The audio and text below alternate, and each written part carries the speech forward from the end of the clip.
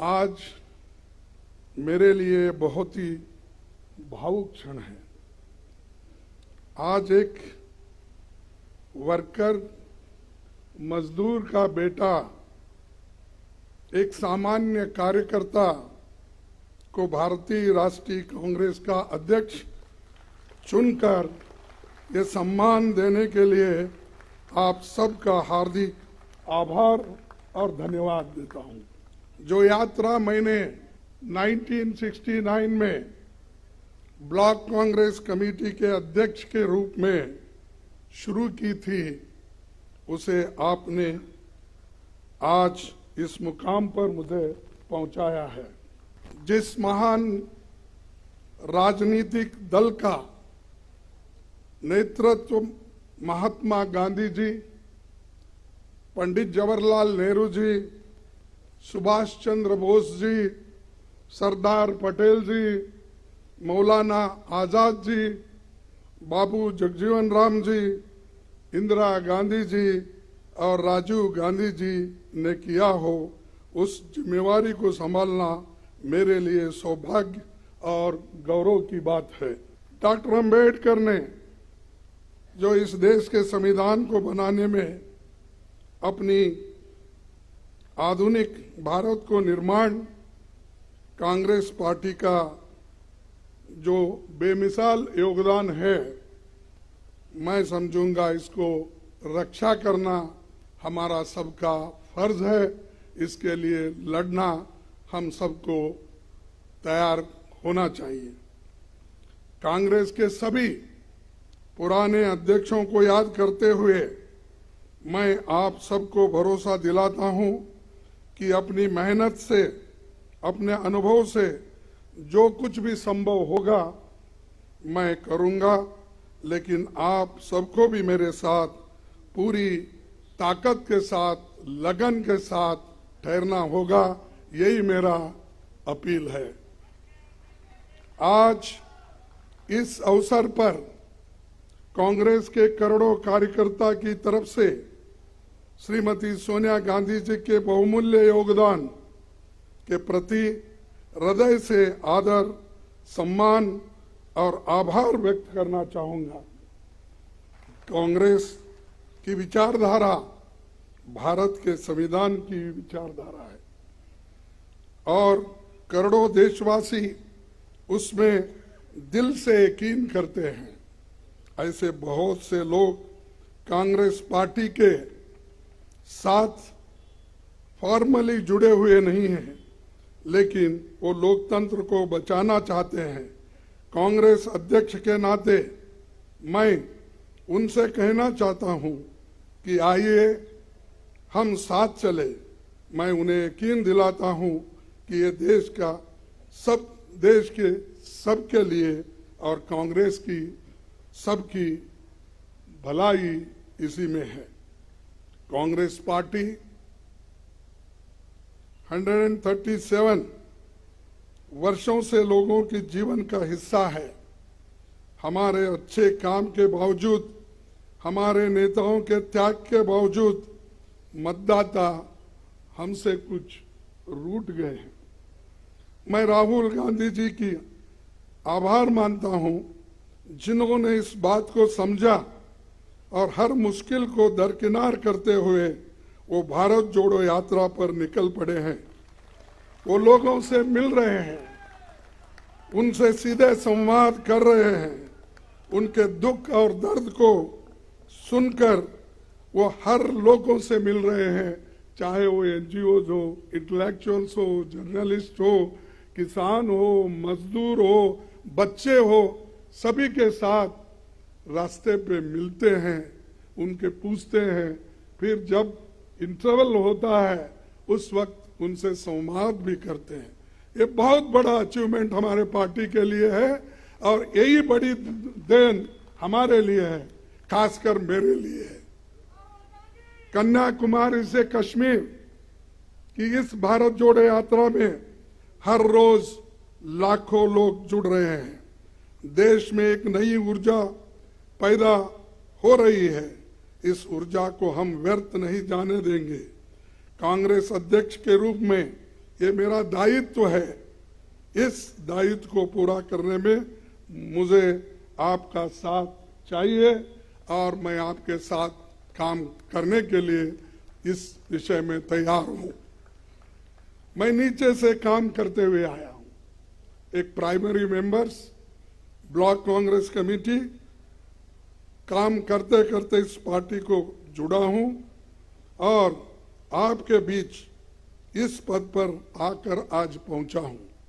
मैंने खुद हर वर्ष मुश्किल का सामना किया, जिसका सामना आम कार्यकर्ता और पार्टी के नेता करते हैं। पार्टी में काम करते हुए जो चुनौतियां आती हैं, जो उतार चढ़ाव आते हैं, जो आशा और निराशा से आप गुजरते हैं, मैं उनसे वाकिफ हूं। इसीलिए मैं विश्वास के साथ आपसे कहना चाहता हूं कि हम साथ मिलकर हर चुनौती का सामना करेंगे। आइए हम कांग्रेस की उस विचारधारा को लोगों में लेकर चले, जिसे राहुल जी ने अपने कार्यकाल में एक नई धार दी है।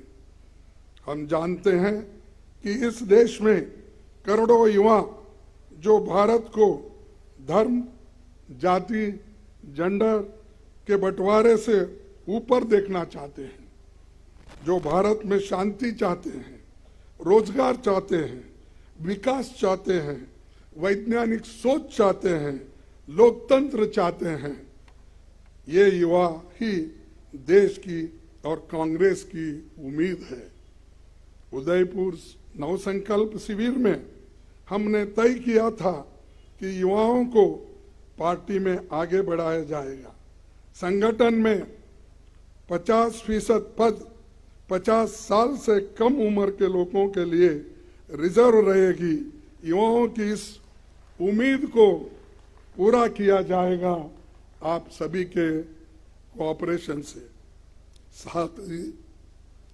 साथ ही उदयपुर में हमने तय किया था कि कांग्रेस के कार्यकर्ताओं को सशक्त किया जाएगा।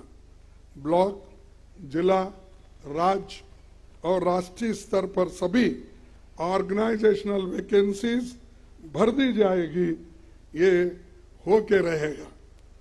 उदयपुर डिक्लेरेशन में पार्टी के निर्णय जो लिया है कि उस चुनाव के तैयारियों के लिए भी पब्लिक इंसाइट डिपार्टमेंट और एआईसीसी इलेक्शन मैनेजमेंट डिपार्टमेंट बनाए जाएंगे। ये आज के समय की एक बड़ी जरूरत है, इसीलिए इन्हें हम तुरंत स्थापित करेंगे। सभी राज्यों में जल्दी पॉलिटिकल अफेयर्स कमेटी बनेगी। कांग्रेस प्रेसिडेंट की मदद से सोशल जस्टिस एडवाइजरी कमेटी और एससी, एसटी, ओबीसी वर्गों के लिए लीडरशिप मिशन भी हमें कुछ ही दिनों में बनाना होगा। हमें उदयपुर में संकल्प लिया था कि देश में मौजूदा सरकार की अराजकता को मुंह तोड़ जवाब देंगे। बीजेपी आरएसएस का सपना है कि ये देश विपक्ष मुक्त हो। वो लोग न्यू इंडिया की बहुत बात करते हैं, पर ये कैसा न्यू इंडिया है जिसमें युवाओं को रोजगार नहीं मिल रहा है, जहां किसानों को जीप के नीचे कुचल दिया जा रहा है, जिसमें महिलाओं पर अत्याचार बढ़ता जा रहा है और अत्याचारियों को सम्मान होते जा रहा है। ये कैसा न्यू इंडिया है जहां जनता महंगाई से त्राही त्राही कर रहे हैं, लेकिन सरकार आंखें बंद करके बैठी हुई है। भारत की जनता की कमाई और मेहनत से बने हुए सारे पब्लिक सेक्टर्स, ये सभी कुछ सरकार बेच रही है, अपने चंद मित्रों के जेब में वो डाल रही है। इस न्यू इंडिया में भूखमरी बढ़ रही है, प्रदूषण बढ़ रहा है, शिक्षा महंगी हो गई है, लेकिन रुपए लुढ़क रहा है। यहाँ सरकार सो रही है, लेकिन ईडी, इनकम टैक्स, सीबीआई दमन के लिए 24 घंटे काम कर रहे हैं। उनके इस इंडिया में दलित, आदिवासी, अल्पसंख्यक, शोषित समाज के लोगों को अपमानित किया जाता है, उनके मौके छीने जा रहे हैं। और आज के दिन इसी न्यू इंडिया में झूठ को सच और सच को झूठ बनाया जा रहा है। यहाँ गोडसे को देशभक्त बोलते हैं और महात्मा गांधी जी को देशद्रोही बोलते हैं। यहाँ बाबा साहेब के संविधान को बदलकर संघ के संविधान को लाने की कोशिश हो रही है। इसी न्यू इंडिया को बनाने के लिए वो कांग्रेस मुक्त भारत चाहते हैं, क्योंकि कांग्रेस के रहते ऐसा हो नहीं सकता, ऐसा हम होने नहीं देंगे और इसको लड़ते रहेंगे। आज मैं खासकर इस मौके पर हमारी पार्टी के नए चुने गए 9,000 से भी ज्यादा डेलीगेट्स, पीसीसी डेलीगेट्स को बहुत बधाई देता हूं और उनसे कहना चाहता हूं कि आप हमारी पार्टी के आधार हो, आप जमीन से जुड़े हुए हो और जमीन से करीब हो। इसीलिए ये कहना गलत नहीं होगा कि आप हमारे कांग्रेस संगठन के आंख और कान हो। आप अपने अपने ब्लॉक में हमारे पार्टी के 6 करोड़ प्राथमिक सदस्यों के सुख दुख के साथी हो। हमारा एक आम कार्यकर्ता जब मजबूत होता है, तभी हमारा केंद्रीय संगठन मजबूत बनता है। ಇಂತಹ ಹಲವು ಸುದ್ದಿ ಮಾಹಿತಿ ವಿಶ್ಲೇಷಣೆಗಾಗಿ ಸನ್ಮಾರ್ಗ ನ್ಯೂಸ್ ಸಬ್ಸ್ಕ್ರೈಬ್ ಮಾಡಿ. ನಿರಂತರ ನೋಟಿಫಿಕೇಶನ್ ಪಡೆಯಲು ಬೆಲ್ ಐಕಾನ್ ಒತ್ತಲು ಮರೆಯದಿರಿ.